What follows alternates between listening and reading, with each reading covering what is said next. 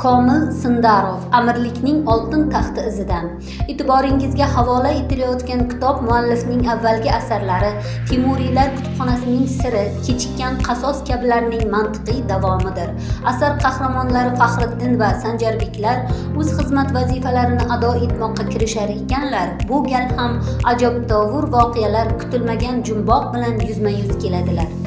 Odil Yoqubov, Mirzaterak. Odil Yoqubov o'zbek adabiyoti taraqqiyotiga munosib hissa qo'shgan zabardast adiblardan biridir.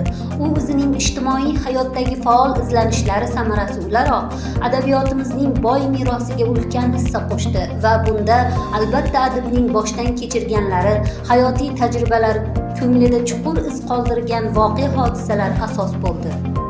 Rustam Jabborov, 100 jumboqli hikoya.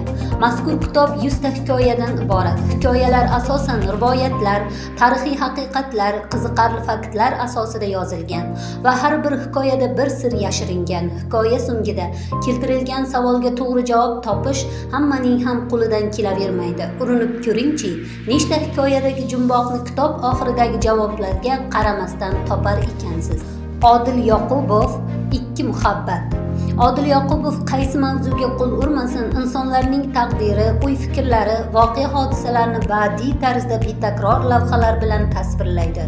Ushbu to'plam ijodkorning eng yaxshi hikoyalaridan saralandi. Ishonamizki, ushbu to'plam siz mutolaa sevarlar uchun munosib tuhfa bo'ladi. Yulduz Burkovik, qo'rquv psixologiyasi. Qo'rquv deyarli barchamiz uchun tanish. Har bir insonda mazkur hisning u yoki bu turi mavjud. Uning kelib chiqish sabab va omillari esa har kimda turlicha. Qo'rquvning ma'lum bir darajasi insonning ehtiyotkorligini ta'minlashga yordam bersa, haddan ortig'i va muntazam davom etgani muayyan kasalliklarni yuzaga keltirishi bilan xavflidir. Asarda keltirilgan ma'lumotlardan to'g'ri foydalanishni uddalagan har bir inson o'rgangan bilimlari yordamida qo'rquv ustidan albatta g'alaba qozonadi. Ozarbayjon hikoyalari, 3 million dollarlik yurak.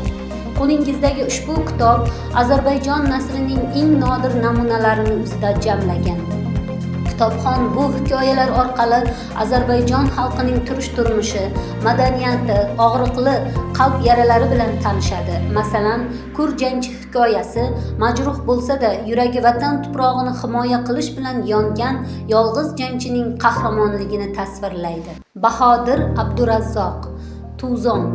Dastlab hukmingizga havola etilayotgan asarlar Yoshlik jurnalining faol muallifi Bahodir Abdurazzoq qalamiga mansub. Bahodir Abdurazzoq o'zbek nasrida o'z o'rniga ega bo'lgan yozuvchilarimizdan biri hisoblanadi.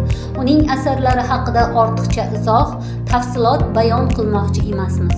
O'qing, qalbingizda Tuzon turadi. E'tiboringiz uchun rahmat.